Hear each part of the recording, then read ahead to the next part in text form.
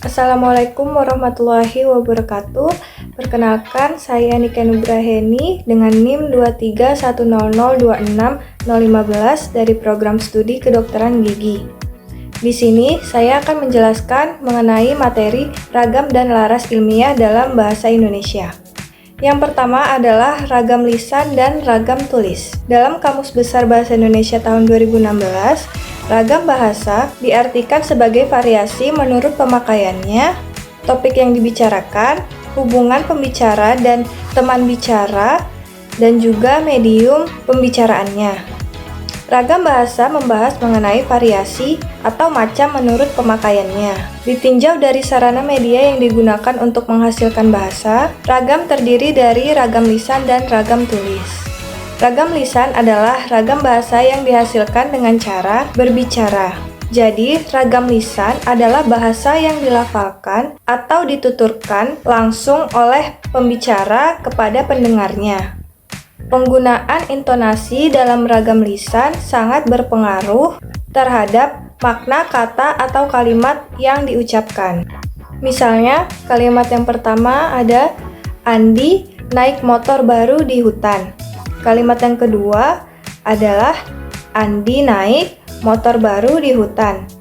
Kalimat yang ketiga adalah Andi naik motor baru di hutan. Dari contoh tadi, terlihat bahwa penggunaan intonasi sangat berpengaruh terhadap makna dari suatu kalimat yang diucapkan. Sedangkan, ragam tulis adalah bahasa yang dihasilkan dengan tulisan dan huruf.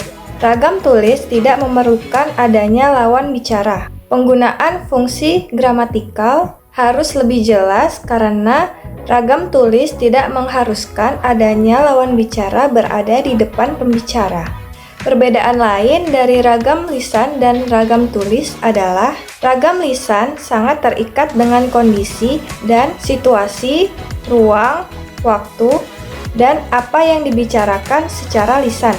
Misalnya, seorang dosen yang akan melaksanakan perkuliahan di dalam kelas, sementara ragam tulis tidak terikat kondisi, ruang, dan waktu.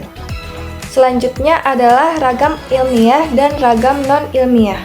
Ragam bahasa ilmiah merupakan ragam dalam kegiatan yang bersifat ilmiah. Ragam bahasa di sini mengarah pada penggunaan bahasa baku yang berkaitan dengan variasi bahasa formal dipakai dalam situasi resmi.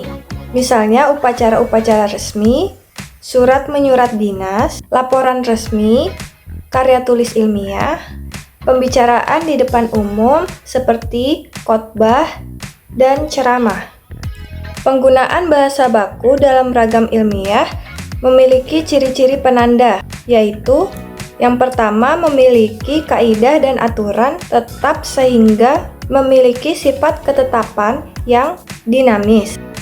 Kedua, memiliki sifat kecendikiaan yang terwujud melalui kalimat, paragraf, dan satuan bahasa yang lebih besar lainnya yang mengungkapkan penalaran atau pemikiran yang teratur, logis, dan masuk akal. Ketiga, biasa digunakan oleh orang yang berpendidikan atau cendekia. Selain itu, penggunaan istilah teknis dalam ragam ilmiah juga terdapat di dalamnya. Hal ini ditandai dengan penggunaan wacana teknis sesuai dengan bidang keilmuan dengan kelengkapan peristilahan teknis. Contohnya dalam bidang kesehatan dijumpai istilah infeksi, radang, anestesi, alergi, antibodi, dan lainnya. Dalam bidang pendidikan dijumpai istilah asesmen, kurikulum, silabus, guru, dan lainnya. Lalu untuk ragam non-ilmiah sendiri mengarah pada penggunaan bahasa yang tidak baku atau penggunaan bahasa standar atau yang dimaksud dengan bahasa sehari-hari, baik digunakan dalam ragam lisan maupun ragam tulis. Terkait dengan ragam lisan, artinya situasi, suasana, dan waktu berada dalam ranah yang tidak formal. Selanjutnya, atau yang terakhir adalah laras bahasa.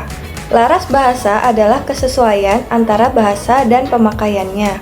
Terdapat banyak laras bahasa, di antaranya laras ilmiah, laras populer, dan laras sastra. Contohnya novel, komik, cerpen, puisi, dan sebagainya.